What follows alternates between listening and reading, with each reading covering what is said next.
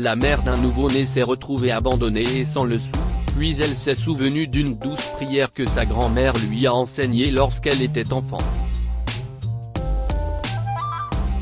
Pour Suzanne, il semblait que la vie dont elle avait autrefois rêvé était désormais impossible. Son riche amant l'a abandonnée dès qu'elle a annoncé sa grossesse. Elle était pauvre, seule et mère d'une petite fille qui venait de naître. Elle n'avait pas non plus de travail et avait cessé de parler à sa famille des années auparavant. Ses amis ont disparu avec l'argent de son amant. Suzanne semblait n'avoir personne vers qui se tourner. Suzanne a emmené son bébé à l'hôpital pour le faire peser, et dans la salle d'attente, elle a croisé une vieille amie de sa grand-mère. Elle s'est détournée en espérant passer inaperçue, mais pas de chance. Suzanne ? Elle a entendu une voix crier. Suzanne Martin ? Suzanne s'est retournée avec un sourire crispé sur le visage, serrant son bébé dans ses bras. Madame Garton, s'est-elle exclamée, faisant semblant d'être surprise. Quel plaisir de vous voir. Cela fait des années, s'est écriée Madame Garton. Tu étais une toute petite fille, et tu avais l'habitude de passer les week-ends avec ta grand-mère. Si est-il vrai, a dit Suzanne. Et comment allez-vous ? Bien, bien, a dit la femme en écartant la question polie de Suzanne. Tu as eu un bébé ? Si est-il merveilleux. Quand es-tu mariée ? Je n'aille pas, répondit Suzanne. Maintenant, si vous voulez bien m'excuser. Mais où habites-tu ? A demandé Madame Garton. J'ai beaucoup de vêtements de bébé de mes petits-enfants, je suis sûr que tu pourrais les utiliser.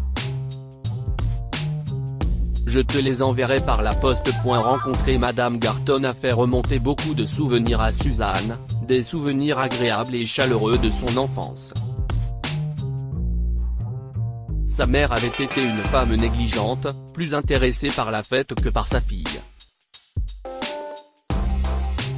Le vendredi après-midi, elle déposait Suzanne chez sa grand-mère Barbara et ne la récupérait que le lundi matin pour l'emmener à l'école.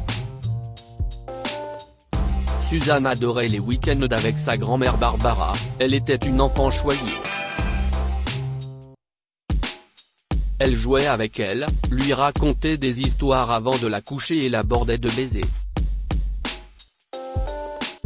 Le dimanche, Mamie Barbara emmenait Suzanne à l'église, et elle adorait ça. Elle s'asseyait à côté de Mamie Barbara, écoutant la musique et regardant la lumière qui entrait par les vitraux. Elle tirait sur la manche de Mamie Barbara. Est-ce que si est-il Dieu ? Demandait-elle en montrant les grains d'or qui dansaient dans un glorieux rayon de lumière dorée. Non, a murmuré Barbara. Dieu est invisible et ne parle que dans ton cœur. Mais comment ? A demandé Suzanne à voix haute. Comment puis-je parler à Dieu ? Chut, Suzanne, a sifflé Mamie Barbara. Je t'apprendrai une prière quand nous serons à la maison. Cet après-midi-là, Barbara et Suzanne s'étaient agenouillées côte à côte.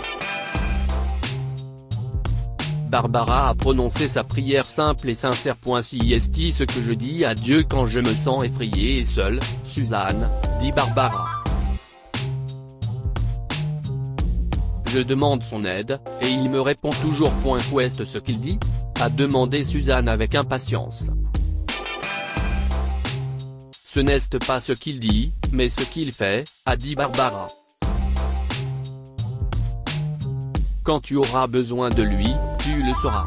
Les yeux de Suzanne étaient remplis de larmes. Cela faisait de nombreuses années qu'elle avait mis de côté la foi.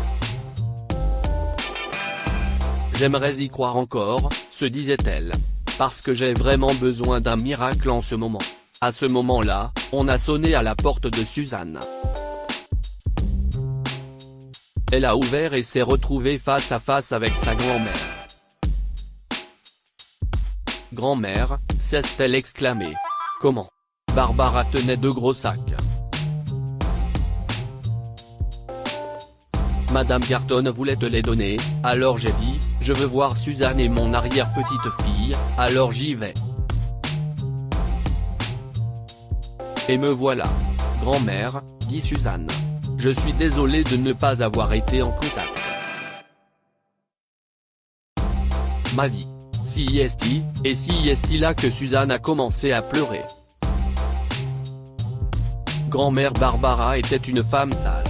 Elle a posé les sacs et a pris sa petite fille dans ses bras. Elle l'a bercée comme elle l'avait fait quand elle était bébé. Tout va bien, ma chérie, a-t-elle chantonné.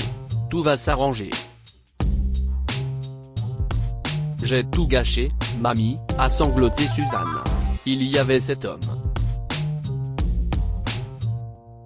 Je l'aimais, et je pensais qu'il m'aimait aussi.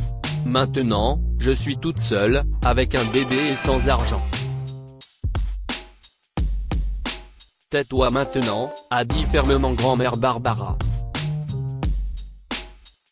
Tu te souviens de cette prière spéciale pour les moments où tu te sens perdu et effrayé? Dites-la et tu obtiendras ta récompense. Oui, a chuchoté Suzanne. Si est-il drôle, j'y pensais quand on a sonné à la porte. Parle tes problèmes à Dieu, Suzanne, a dit Barbara. Aie confiance en lui. Je le fais toujours. Si est-il alors que le bébé de Suzanne, Alma, s'est réveillé et a commencé à pleurer. Barbara dorlote sur Alma et a dit à Suzanne qu'elle avait de la chance d'avoir un si beau bébé. Elle a promis à Suzanne qu'elle reviendrait le lendemain, et qu'elle parlerait encore. Mais après le départ de Barbara, Suzanne se sent encore plus seule. Sur un coup de tête, elle se met à genoux à côté du berceau d'Alma et a récité de tout son cœur la prière spéciale de Barbara. Elle se sentait mieux après avoir prié, alors elle a ouvert les sacs de vêtements de bébé que Madame Garton avait envoyés. Quelle jolie chose! Et à peine portée. Au fond du sac, Suzanne a vu une petite boîte d'épingles à nourrice à l'ancienne. Elle l'a ramassée et l'a ouverte. Elle a regardé à l'intérieur de la boîte et sa main a volé jusqu'à sa bouche. La prière spéciale a marché, a chuchoté Suzanne en tremblant. Il y avait beaucoup d'argent. Suzanne les comptait et ses mains tremblaient. 3000 $. Elle pouvait payer le loyer et ses factures et il lui restait encore un peu d'argent. Suzanne s'est agenouillée pour la 2e fois ce soir-là et a remercié pour l'aide qu'elle a reçue. « Pardonne-moi, père, murmura-t-elle. Je me suis détournée de toi, mais tu me tiens toujours dans tes mains aimantes. »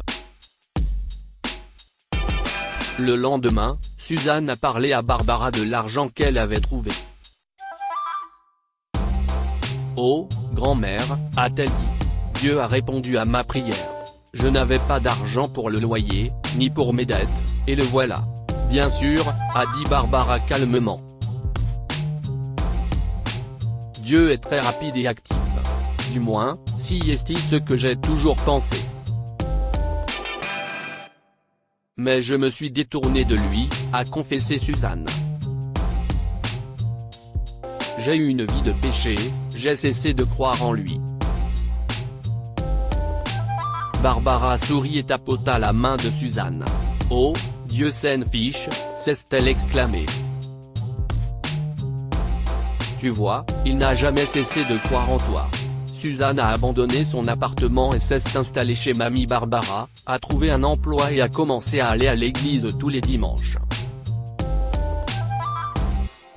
Quand la petite Alma a été assez grande, elle lui a appris la prière spéciale pour les moments où nous sommes perdus et effrayés et avons besoin de l'aide de Dieu. Que pouvons-nous apprendre de cette histoire? Lorsque nous nous éloignons de Dieu, nous nous éloignons de l'amour. Suzanne a choisi un style de vie qui l'a conduite à la solitude et à l'abandon jusqu'à ce qu'elle se soit souvenue de Dieu. Peu importe à quel point nous nous sommes éloignés de son chemin, Dieu nous accueille toujours à nouveau.